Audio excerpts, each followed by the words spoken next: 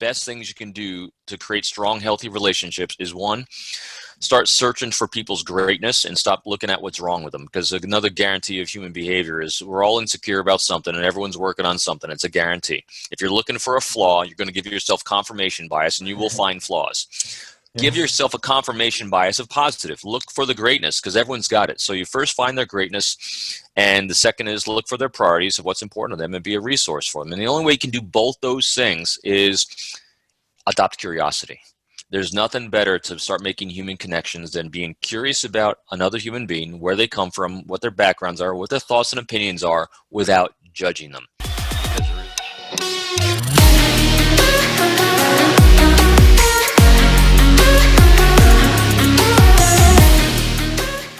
Welcome back to the Max Out Show, where today I'm joined by Robin Dreeke, founder of the People Formula and former FBI Special Agent and Chief of the FBI Counterintelligence Behavioral Analysis Program. With a mix of scientific training and super practical experience, Robin is a world-leading expert in building rapport, creating trust, and sizing people up. So Robin, welcome to the show. Hey, thanks, Max, and that's a great intro. I like that. It made me sound much better than I feel. Very well deserved. You should get this like every single day. But just tell my wife. Yeah, just address you like that in the morning, right? Right. Way to make you feel good. Yeah, no, I want to get started with you with General Patton and, you know, the effects of the movie Patton on your thinking as a little child around what leadership actually is and why, you know, Patton's idea of quote unquote being a bitch doesn't really work long term and actually inspiring people to, you know, work with you to, you know, take inspired action. Wow, that is, I have never, ever been asked that question before, Max. So great job of actually watching. And I actually, you know, one of my slides, it's called Where It All Began. And yeah, so when I was growing up, you know, I remember when the movie Patton came out in the 70s, you know, and George C. Scott played him, and that version of leadership was kick him in the pants, poke him in the eye, and yell really loud. And you know, when we're young, we actually get these behaviors kind of reinforced as leaders. You know, when you think about, you know, if you're ever on a sports team or if you're ever in a club or something like that, when you're young, you know, an adult will say, put you in charge, and then give you a task. And generally the task is to move or get a group of your peers to do something. And you can, as kids generally do, you start out nice, say, hey guys, we got to do this, X, Y, and Z. And generally as kids are, they ignore you because they want to do their own things. And so the adult will say, well, you just need to be a better leader. You need to be a stronger leader. And so you start yelling, cajoling, you know, poking and prodding, you know, which is exactly what you see George C. Scott doing in the movie. And the kids wind up doing it. And then that behavior then gets rewarded by the adults. Say, hey, you're a strong leader. Look what you got them to do. And so at a young age, a lot of time, not everyone, but a lot of times we are molded by the type A, you know, aggressive personality for leadership, when in reality, you know, it's anything further from the truth. You know, leadership, you know, my three core principles and tenets of leadership are really simple. One is, you know, leaders accomplish missions, and everyone, by the way, leadership's not about title and position. Leadership is about having a goal and objective and a way to get there. That makes you a leader in my book. And so, you know, so leaders accomplish whatever their priorities, goals, and missions are. The second is they create an environment of safety and security and prosperity for themselves and others, both mentally and physically. And the third is they're a resource for the success and prosperity of those around them without expectation or reciprocity. So leadership is the ultimate form of giving. To me, it's about giving yourself as a resource for others, and while accomplishing missions. And missions, you know, aren't about themselves either. It's about the goals and objectives of an organization, a nation, an organization, any of those things. So that's where it all started. So it started with me seeing the movie Patton and learning through my life experiences that it's not, believe me, Patton was a great World War II commander in general, but you know what they portrayed in the movie was sensationalized for Hollywood, and what I took away from it was the ineffective aspects of it, I should say. Yeah, it's so fascinating because this is really like there's this aspect of giving or focusing on the other people and their needs that just speaks from your work, right? Where you always Yeah. focus on like lifting other people up, right? And I think this is such a key aspect that not enough people talk about when it comes to influence is like you actually helping the other person also achieve their goals, right? You being this almost selfless like resource for them, and then as a byproduct of you helping them, they're also going to help you achieve those goals that you have, where your boss tells you to achieve, right? I find that so fascinating.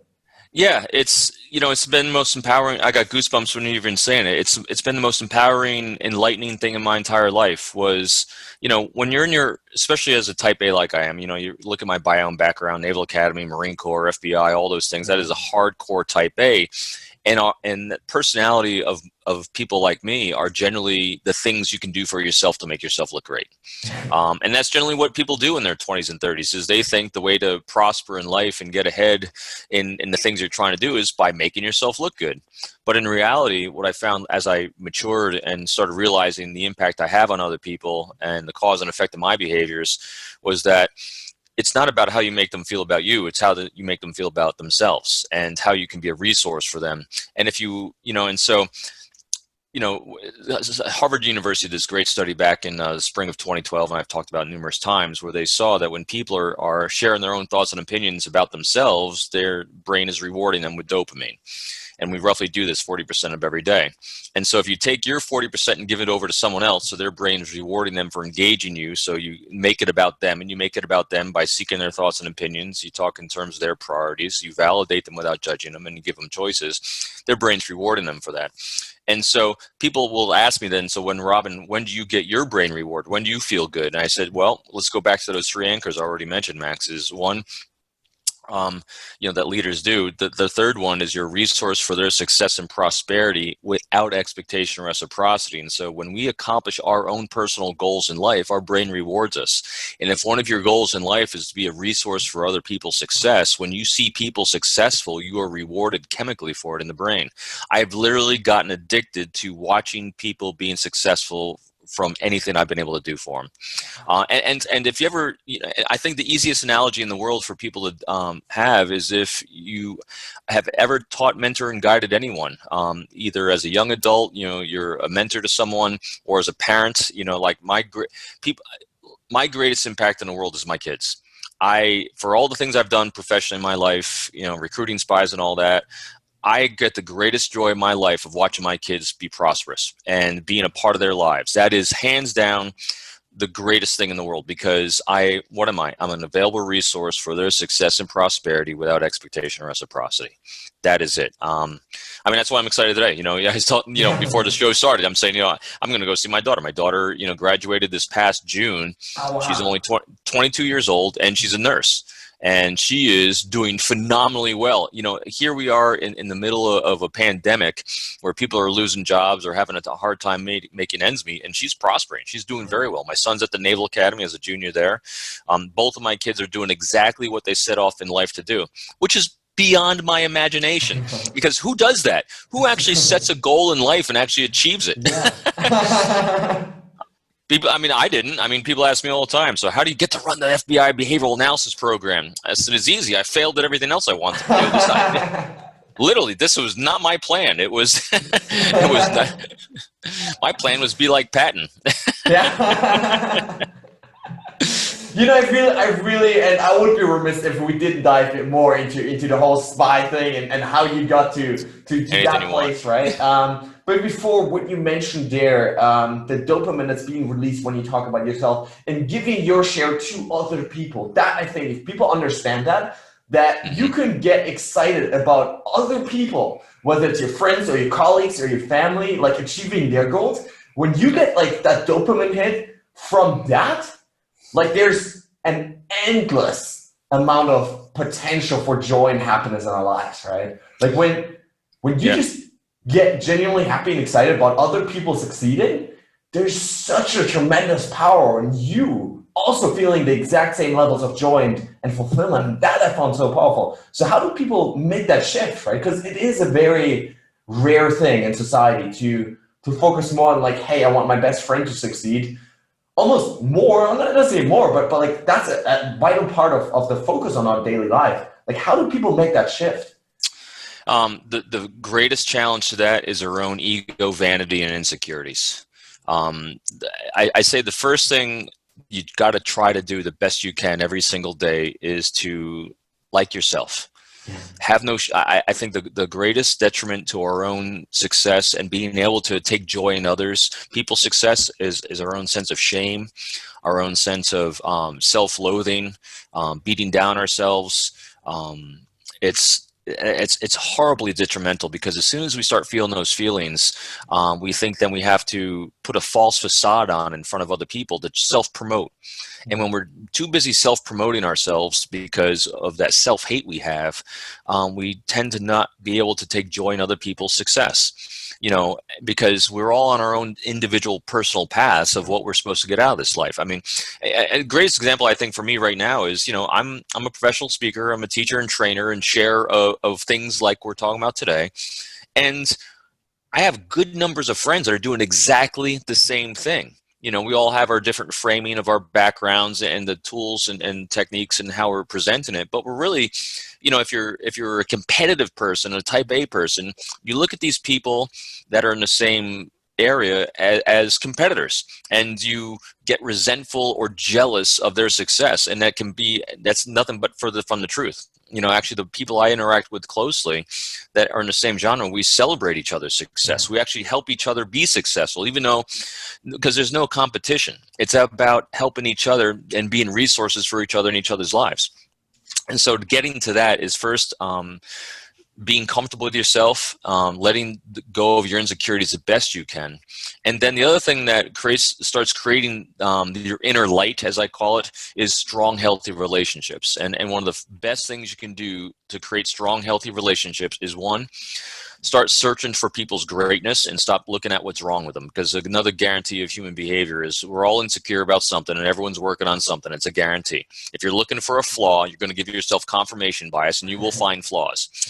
Give yourself a confirmation bias of positive. Look for the greatness, because everyone's got it. So you first find their greatness, and the second is look for their priorities of what's important to them and be a resource for them. And the only way you can do both those things is adopt curiosity.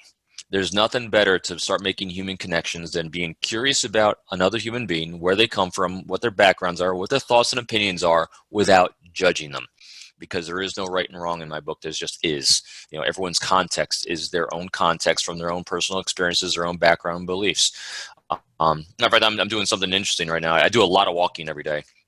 As my mental reset, as well as thought processes for the things I want to do. And I actually started doing a lot of audiobooks online. And I'm actually, the greatest joy I'm having is I'm listening to people and their situations that are completely different from mine, belief systems, ethics, morals, and I'm getting context. Every time I listen to someone, I get a new context, and that curiosity just spikes, and I start understanding their behavior even more. So, because again, it goes down to that deep understanding of others. Yeah, all of this is so fascinating, especially this idea that we have to deal with our own insecurities and fears and our own ego first, oftentimes, right, before going out in the world. So it's something that I think for all of our listeners here, you probably know that kind of person, right, that is so insecure in themselves, they have to talk about themselves all day long, right? There's no other topic than how great they are, because inside of themselves, they don't feel good enough yet, right? And so it is almost a sign of I guess, strength, of inner strength and self-confidence to be able to not talk about yourself and focus completely on the other person. So I love what you're saying here. Yeah, and the thing is, when someone does a lot of that kind of self-promotion, just realize that they are you are causing them to be insecure about something in the moment. There's something about you that's spiking that up. So I always like to try to figure out what the insecurity is, validate it, so they can kind of calm down and realize, just be yourself. I mean, I like you for who you are. You don't have to try to sell yourself to me.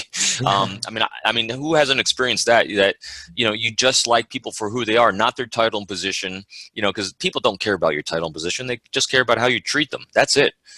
Titles and positions get you about 5 seconds of interest. And after that, who the heck cares?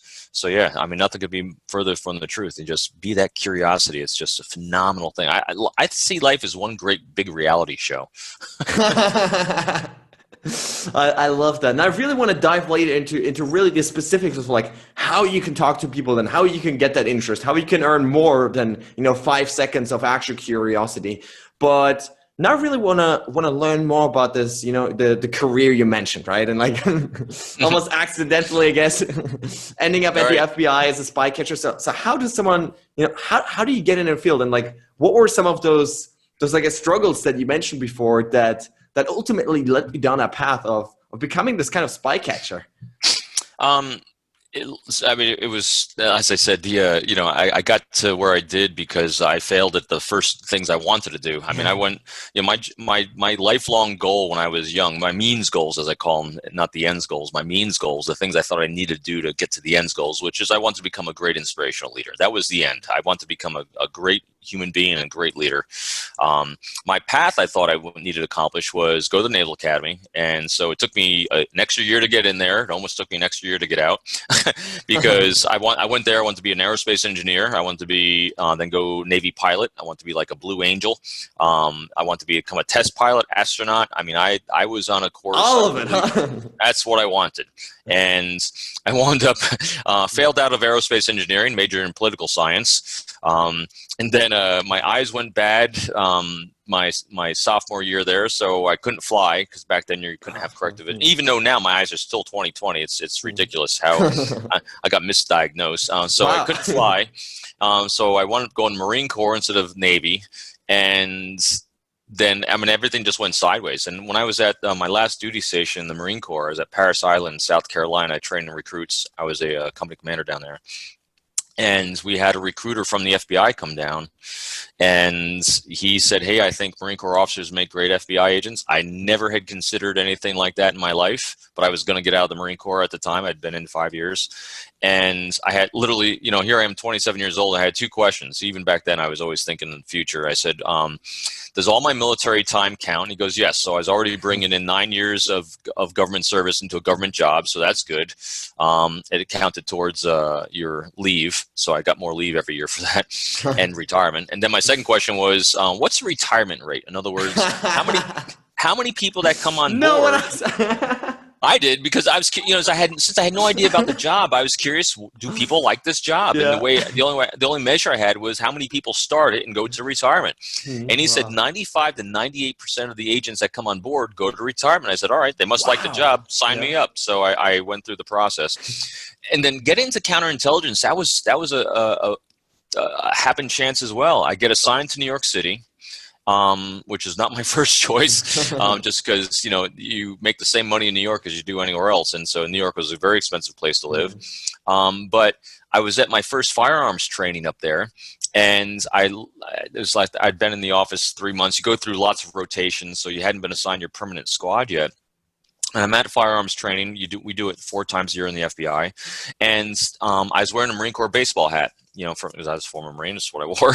And standing on either side of me, these really, really senior agents. And one of the guys on my left says, "Hey, you're a former Marine." I go, "Yes." And he goes, "So was I." He goes, "What squad you on?" Because New York's really big. You don't know everyone. There's like 12 to 1,300 agents in New York. Even on the day I left New York City to transfer, I was riding down the elevator, and I didn't know anyone on the elevator. I mean, it was just, that's that crazy. And so he goes, "Why don't you come to our squad?" And I go, "What do you do?" And he goes, "Well, we work counterintelligence." And I go, "What's that?" He goes, "Well, we work, our adversaries are the Russian Military Intelligence Agency, which is the GRU." And he said, "We're all former military on a squad, and our job is to try to recruit spies." And I go, "That sounds really cool." And so I literally, petitioned, the squad supervisor. An opening just happened to open up at the same time that I was getting off rotation. And I got on the squad, and my job became trying to recruit spies. And it was a great time. I had great teachers, mentors, and guides, no doubt. Yeah, that just sounds like an insane experience. So how can people, envision that sort of daily life, I guess, of a spy catcher? Like, what do your daily routines sort of look like? What does it entail? I love relating it to what everyone can experience and understand in life, and that's sales. I was a salesman. You're always selling yourself, and you're selling a product. And my product was American patriotism. I was selling a service. You want to serve the American people because our end goal was protect national security of the United States. And so my job was to sell that concept. My clients, my only potential clients, were Russian intelligence officers. And so the challenge of that is first, how many times you think a Russian intelligence officer is going to want to buy my product? Yeah. So that's the first challenge, is that you're selling a product that generally people don't want to buy. The second challenge of the sales job of mine is that by treaty, it's actually illegal for me to make an approach, initiate contact. In other words, it was illegal for me to do a cold call of one of my potential clients. And so that's the second challenge. And then the third challenge is, when you're in law enforcement, you figure that people have a compulsion to have to talk to you because they've generally either suspected of doing something wrong or have done something wrong. But in this case, when you're dealing with foreign intelligence officers, which 99% of the time they're here under diplomatic cover, so they're diplomats, for me in New York, they're diplomats at the United Nations. The amount of illegal activity they're doing in the conduct of their work as, intelligence officers is 99% legal. They are being tasked with information gaps of knowledge by their countries, and their job is to collect information to fill those information gaps. A great analogy right now in the world, what's going on, I guarantee you that, an information gap that they're collecting on are two primary things. How the United States is dealing with COVID, and from cities to counties to municipalities to basically that. Yes, that definitely the research, which is proprietary, so that would be illegal. But generally, how we deal with that kind of situation, emergency responses and stuff in certain areas. FEMA has always been a big interest, like how we deal with natural disasters. Wildfires in California, how we handle those, because I think we're the best in the world at dealing with that kind of thing as well. And so none of that's illegal, but also it's open source. And so how do you make open source of value? Well, you have to source it to individuals in positions of knowledge. And so they'll look at open source information, and then they'll talk to individuals and create relationships with people in positions of knowledge, like researchers and think tankers and people that run these kinds of organizations and corporations, and that becomes sourced to individuals, and now it becomes intelligence, and that's what they're there to collect. So that's not illegal. Yeah. It's just it's intelligence. And so those are the three challenges. And so, as I always say, so how do you sell? How do you recruit a spy? You don't. Just like you really don't sell a product. All you're doing is you're identifying the priorities of the other individuals that are your potential clients, and then you're offering resources in terms of those priorities, and for gaps in their lives. That's what we do when we're selling things. And it's the same thing when you're recruiting spy. You're identifying the individuals that one of their priorities might be that they don't want their kids to grow up in the kind of regime that they're growing up in, that they want a different healthcare system for their elderly. They want different opportunities for the children in education. Well, that's a priority. I have resources I can help with, and I can share my priorities with them about the intelligence gaps I have about your things that you're doing, the things you're targeting, so I can actually help protect our infrastructure, economic infrastructure, against people that want to undermine it. So it's really just sales. And so the daily activity of me was really looking at my potential clients every day as these intelligence officers and trying to identify which ones might have priorities that overlap with the resources I have. Wow, it's so fascinating because like you say, like you don't have money to offer, right? Which like that would be the go-to thing that like people think of probably, right? It's like you offer money in exchange for information, but you really have that relationship, right? You have to, and that's a great thing you bring up, because what's money get you? Well, money gets you things. What kind of things are you looking for? You're looking for things that are going to do the thing that makes every single human being exceptionally predictable. We're always going to act in our own best interests in terms of safety, security, and prosperity for ourselves and our loved ones. And so all I have to do is figure out what you think safety, security, and prosperity looks like from your point of view, and now I know what you're going to do. It's very predictable. And so money gets you things in terms of your safety, security, and prosperity. So money is just it's a means to the ends. I call that means goals. I'm always looking at, well, what are you looking for in the end? How does that look to you? And believe it or not, out of all the operations I worked, money was talked about way down the road. It was never the upfront thing you ever discussed. It was literally months down the road of having a dialogue and building that relationship. I mean, it's a lot like, the finance world, where you have customer relations, and before someone gives you their life savings to invest, the relationship developer for the finance group, develops a relationship to understand what your goals and priorities are before anyone even gives money, to be invested. So it's exactly the same thing. They're seeing if they can trust you with their lives. They're seeing if you actually can offer, the resources and security they're looking for before they even decide to, keep going with it. So it's a process of relationship building and trust.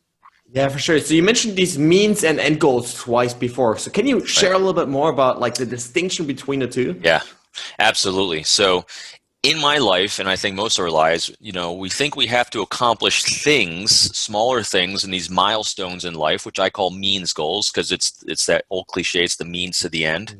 And so these means goals are the smaller, little more granular things you're trying to accomplish to get to the end. And the ends goals being, like for me, my ends goal when I worked in the FBI was protect national security, protect my community. That's an ends goal. And what I found is that all these means goals, and for me, when I was growing up, I named a bunch of means goals: Naval Academy, aerospace engineering, test pilot, astronaut, all those things. But those are the means to the end. And what did I say my means goal was? I want to become an inspirational leader.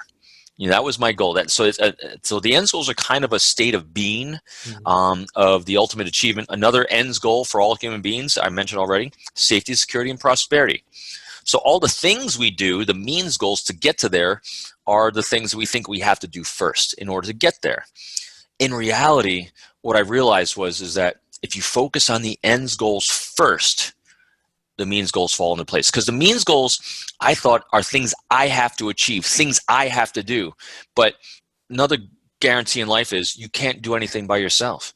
Everything requires relationships, and relationships can't survive and begin without trust. And so what I did was I created my 3 anchor ends goals, and I honor those before all things. My number 1 ends goals in every single situation, whether it's personal or professional, is healthy professional relationships. I always ask myself before I engage someone, is what I'm about to say or do going to help or hinder a healthy professional relationship? Number 2 ends goal is open, honest communication and transparency.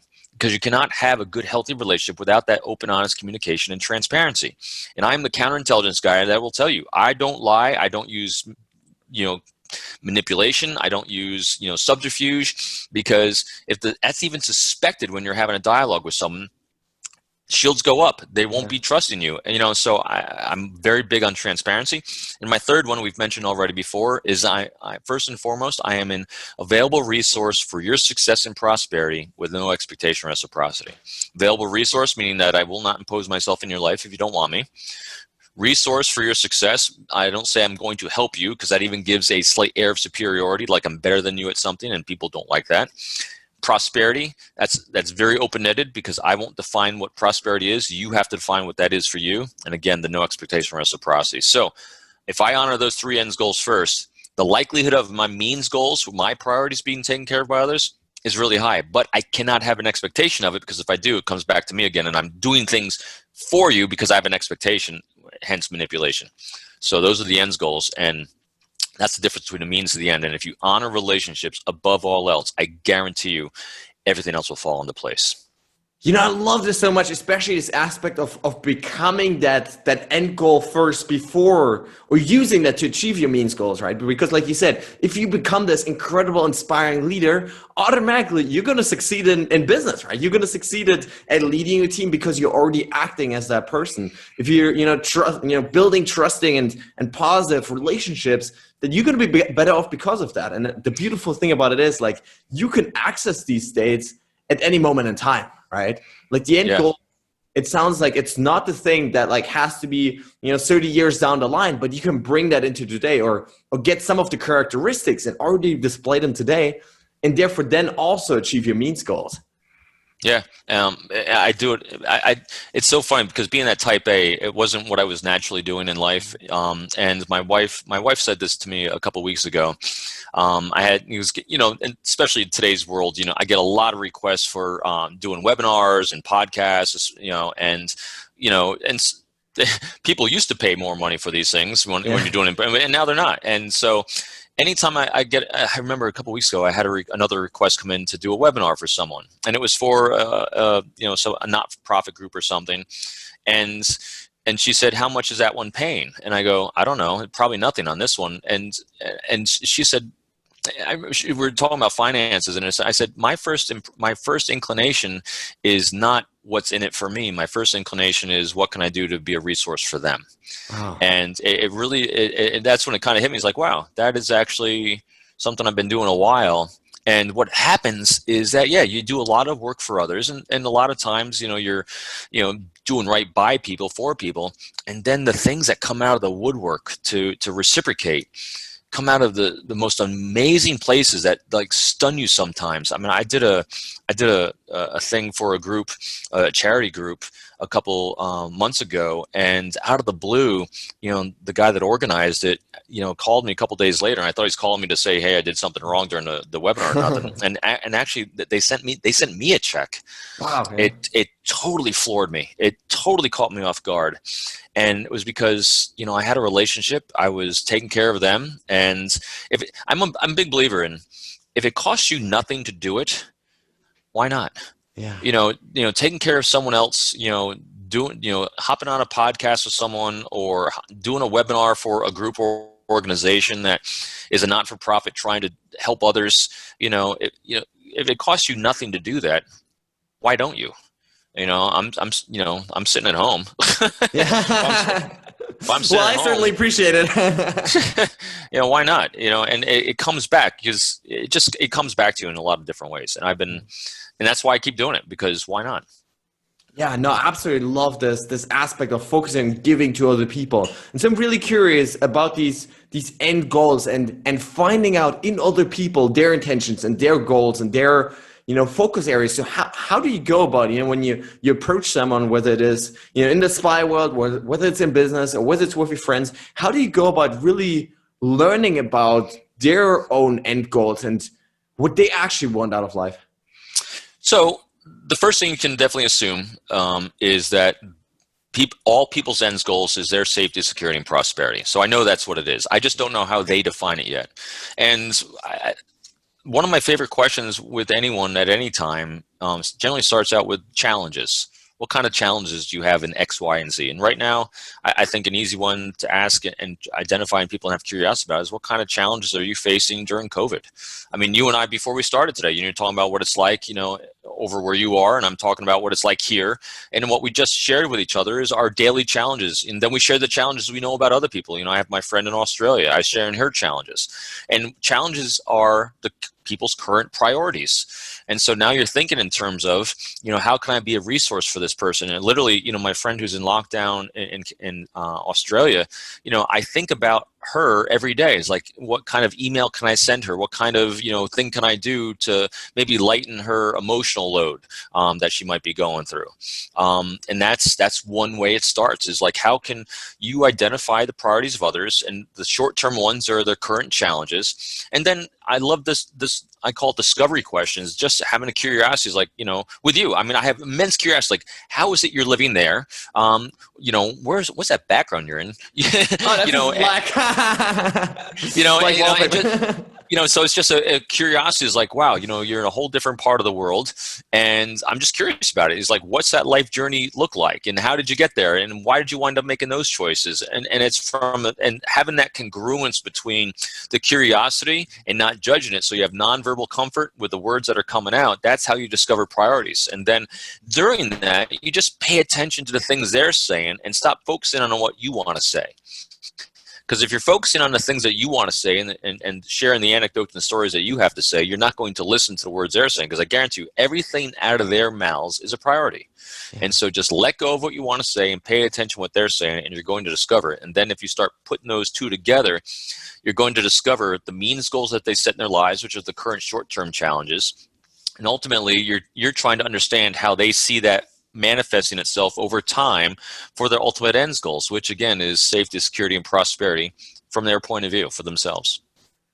It's so interesting, this whole process that you're walking us through here. So how do you go about really then when you like meet someone new, for example? Let's make it super practical for our listeners. You're meeting someone new, it's like the first, maybe they got the first 5 seconds because of their position. But after, like, what do you do then, or, even when it comes to like nonverbal communication, body language, like what do you do to keep sort of that interest in the communication alive? Other than what you just mentioned in terms of like really learning about the other person. Well, if you want, body language is easy. Make sure you're displaying comfort yourself. So you want to obviously smile. People have asked me before, say if you're going into a group a group function or going anywhere, how do you know who to approach and who to talk to? I said, it's easy. I'm looking for people smiling because smiling is an easy assessment of comfort. You're smiling. I'm doing an eyebrow elevation, so and you're doing your eyebrow flashes, so anything that's up and open, ventral is high comfort. So I want to be looking for that. I want to be causing that. And I also want to be displaying that as well. Palms up, always enticing, always opening. Those are things I want to do at least non-verbally. And the great thing is on Zoom calls and all this that we're doing now, you can still see it because I'm always looking just basically from the chest up because I want to be watching your face and paying attention. Am I causing comfort or discomfort when we're engaging? The other thing then is, again, just I know I mentioned before, but it's really just curiosity about them and the current state of their lives, without probing, because again, it's whatever they're comfortable sharing. But if that's why I always open-ended conversation about whatever the current topic is that is on and even if it's controversial. I mean, I just don't take sides when talking to people. I take curiosity as my side. It's like if someone has a point of view that is mainstream or not mainstream, I just love exploring how it is they came, because I guarantee you this: if someone doesn't think the way I think, they have a really good reason why they don't, and I want to hear it. And so it's just having that kind of curiosity. I've interviewed and talked to so many different people throughout my life and career, because when you work national security and a conflict breaks out somewhere in the world, the first thing that my job was to talk to everyone that is here in the United States from that country in our whole area, to hopefully develop trust and relationships so you can gather intelligence to help protect, U.S. interests, domestic and abroad, and people. So, and if you go into a conversation prejudging someone with the context of what you think they're going to be, you're going to really send up a lot of red flags and a lot of shields, and no one's going to want to talk to you. So it's a lot of years of muscle memory of developing curiosity. Yeah, it really sounds like this aspect of non-judgment is really critical when it comes to exploring these things, right? Because like people oftentimes will come up with crazy stuff, quote unquote, right? That like you may disagree with, where you think that's totally like, either stupid or wrong or whatever it is. And so it seems like this aspect of non-judgment of like their point of view and their sort of reality that they've constructed for themselves, which obviously might also, well, be more true than your own. I guess it takes that open-mindedness, right? It really does. And boy, that's a beautiful way you phrase that.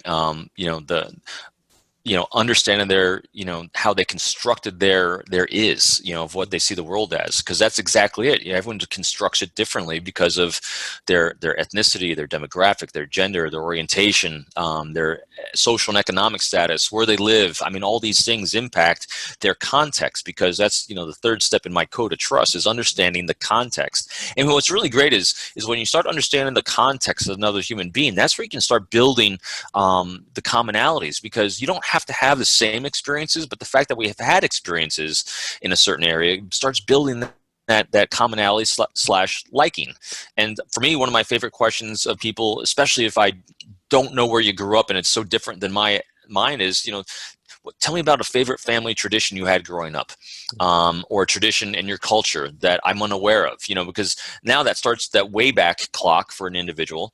Their dopamine starts flowing because it's a positive memory for them, and they start sharing that tradition. And now I won't have the same tradition necessarily, but the fact is I have a family tradition as well. And so so the commonality is we have traditions, and so we have favorite foods, we have favorite flavors, smells, aromas, music. All these different things are things we can share with each other. And that's where the commonality, and that's where the understanding of context starts coming in. And when you start understanding that, you start understanding the path they're on. And when you start understanding the path they're on, well, you start understanding the means, goals, and ends goals. Yeah, so important. So can you talk to us a little bit about this path of creating, like you said, this muscle memory, this neuronal memory in your brain of constantly engaging in new things. Because like you mentioned before, right, you were this type A achiever personality, right, that then had to like sort of switch your ways in order to become the person that you actually wanted to be. So what did that process look like for you of really learning to change these automatic responses? It really came down to, I think everyone's got a great strength, and I have, and everyone's got a superpower. Mine, I only had one. And I think the only thing I think I was really decent at was I never placed the blame for my situation on anyone else but myself. Wow. And I was always very aware of the impact I was having on others. Granted, I wanted to be this inspirational leader, but being the type A, I was very assertive and very proactive, and my energy and tempo was out of sync with the rest of the world. I was much higher tempo level, very assertive with my thoughts and opinions, and that can be very off-putting to others. Now, what happened was I wasn't blind to the impact I had. I saw I caused a lot of discomfort from time to time in other people, and when I caused discomfort, with nonverbals, I saw eyebrow compression, compression, lip compression, blading withdrawing, or just they didn't want to talk to me anymore. I couldn't get them to call me back on a phone, all those types of things. I was like, all right, it's not them, it's me. What am I doing wrong? What do I need to do to adjust to them? And so the first thing is understanding, what was my impact on them? And I think that was huge. And then when my job literally was to talk to everyone and create relationships with everyone, and you don't want to have that impact, you start understanding I have to let go of judging. Because, and I think it was done to me. We all create our own humbling moments in life. And I remember even going through the Naval Academy, I was judgmental. Hell, I grew up in the Northeast of the United States, in New York. I'm an extrovert. Those are two bad combinations, for judging. I mean, you tend to really judge people, and when you're an extrovert, you tend to really say it out loud. Yeah. and inevitably, what started happening to me going through college at the academy was that I was judging, and ultimately, what happened was I wound up being roommates with a lot of the people that I wound up being very vocal about my judgment of them. Oh. And they wanted to become.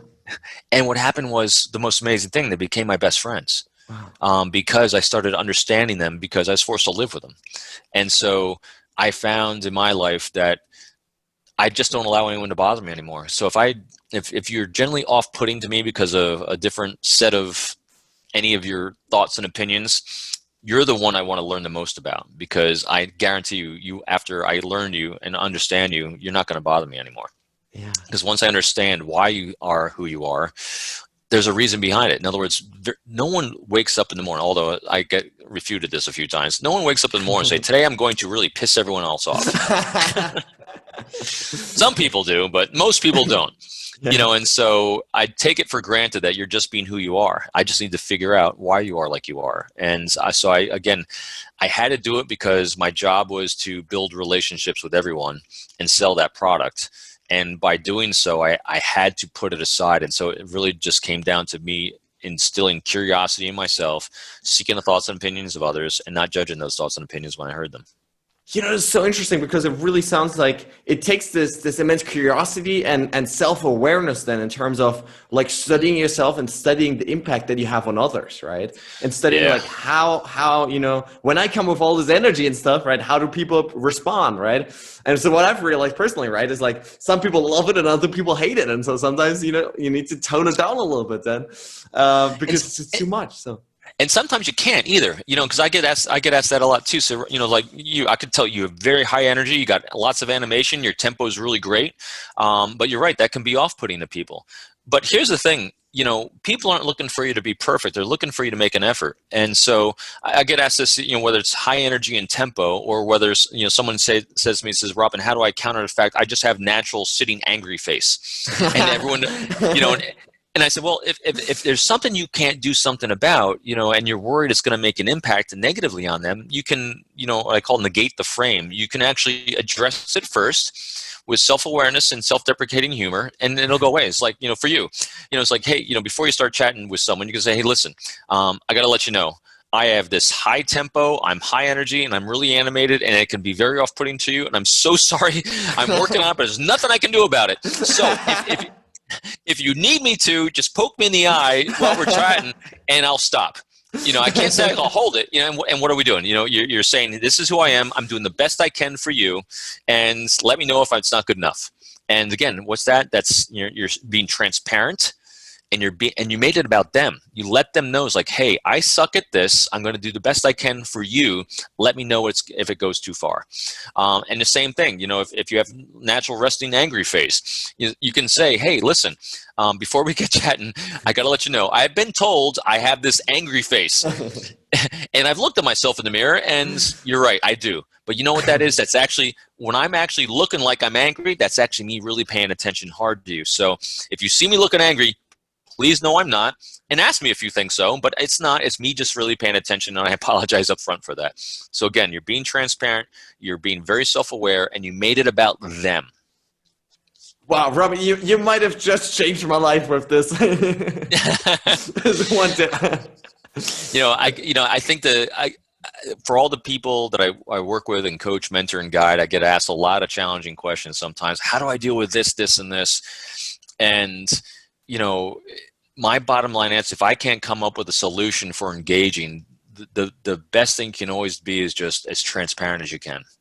Because transparency and openness really is such a great way to engage someone. And if they're not willing to do that with you, then that's when you start assessing, is like, all right, is this going to be a healthy relationship in this particular lane? And if it's not meant to be in this particular lane of the things we're engaging, then that's fine. You don't hold it against them, because we're just not meant to overlap today. That's not a problem at all, because I'm always seeking that transparency with others as much as I want to be that with them. Yeah, I think it definitely helps in building these long-term relationships, right? Because I guess, especially in your Spire world, right? Like, you need to have that immense amount of trust, right? Because without that, like, there's just nothing left anymore, right? Like, the relationship is broken. Right. And I do get asked a lot too about, so Robin, this is more of a transactional kind of relationship. How do I do this quickly? How do I speed read someone? And it's actually, it's not that hard either. We talked about one of the aspects of it is transparency. So if someone is talking to you and sharing things with you and you're not understanding it, because they're talking, like us, you and I are both high energy. If we're talking too fast, and if I now are seeking clarity, they should have transparency and give me great clarity. And so I'm looking for transparency and clarity, and you can see that right away if you're seeking it and they're giving it. And the other thing too is, it's my fifth sign, in my sizing people up. It's language. What I'm looking for in language, I mentioned at the beginning. How do you demonstrate value and affiliation to someone else? You seek their thoughts and opinions. You talk in terms of their priorities of what's important to them. You validate them without judging them, and you give them choices. Because if you use one of those four things in everything you say or everything you write, the entire conversation is shifted to them. So what I'm looking for, if I'm speed reading, is someone using that language with me? Are they seeking my thoughts and opinions, talking in terms of what's important to me? Are they validating me without judging me? And are they giving me choices? Now, if they're doing those four things and they have nonverbal congruence of high comfort that we already talked about, they're smiling, their head's maybe tilted to the side, exposing a carotid artery, they're smiling, palms up, all these high comfort ventral displays while they're making the conversation about me, that's a pretty quick read that, all right, this is a good start. That is so good, I think. Absolutely love that. Now, on the show, we always love to celebrate failure as a stepping stone to personal development, to growth, Absolutely. to more learning. So do you have a favorite failure throughout your life? I have lots of failures. You mentioned all the more fun. I don't. Believe it or not, I don't call them failures. I call them great challenges. Because life's about movement, and movement is challenge.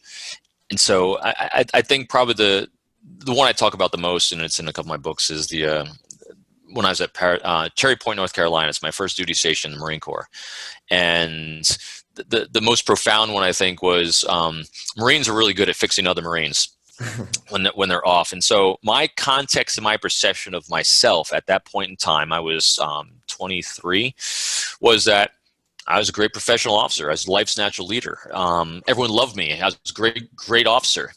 I was in I was in a squadron in the Marine Corps, which was very bottom heavy. So that there's a lot of second and first lieutenants. And so there's about 14 of us. And so the sequence of events here was I get my first evaluation by one of my commanding officers, and Marines rank each other all the time. And I was ranked last out of all the second lieutenants, dead last, 14 out of 14. And that was a hit because I thought I was this great guy. I'm a Naval Academy grad, And I go to him. I said, all right, I get it. I'm doing something wrong. Again, I had that self-awareness. I didn't blame the system. I blamed myself. And I go, what am I doing wrong? And he says, you just need to be a better leader. And I go, how do you do that? And he goes, I don't know, just do it. Because he had that, he knew that art form, but I needed to make it that paint by number, because I didn't know how to shift it from me to others by seeking thoughts and opinions of others, talking in terms of priority, all those things we've been talking about. So that's the first one. The second time, the second part of that was we then go out on a deployment, getting ready to go out to the desert for these big exercises, and there's all these 14 lieutenants. We're all sleeping in one tent. Big, community tent, and we had cots. It was December in North Carolina, so it was chilly, not freezing, but chilly. And I had my sleeping bag up over my head, middle of the night, and I heard some snickering and some shuffling, and all of a sudden, it's like and all of a sudden duct tape starts going around me and my cot, my sleeping bag, and they duct tape me inside my sleeping bag, strapped to my cot. And all of a sudden they lift me up, and out the tent we go. And they're laughing, no one's beating me or anything. It's just, they duct tape me so I couldn't move. And they haul me out of the tent, and they carry me away laughing for about 30 minutes. And they set me down.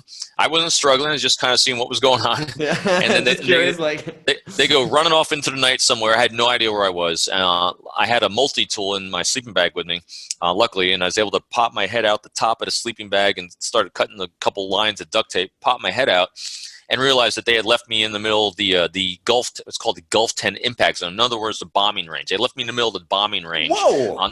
That were dropping bombs the next day. And I said, that's a clue. I hauled all my stuff back to the tent, and they're all there, and they're laughing and everything. And I said, all right, I get it. I'm doing something wrong. I'm not quite sure what it is, but I'm going to do my best to figure this out. Because from my point of view, which doesn't matter, by the way, I thought I was a great guy. What did they see?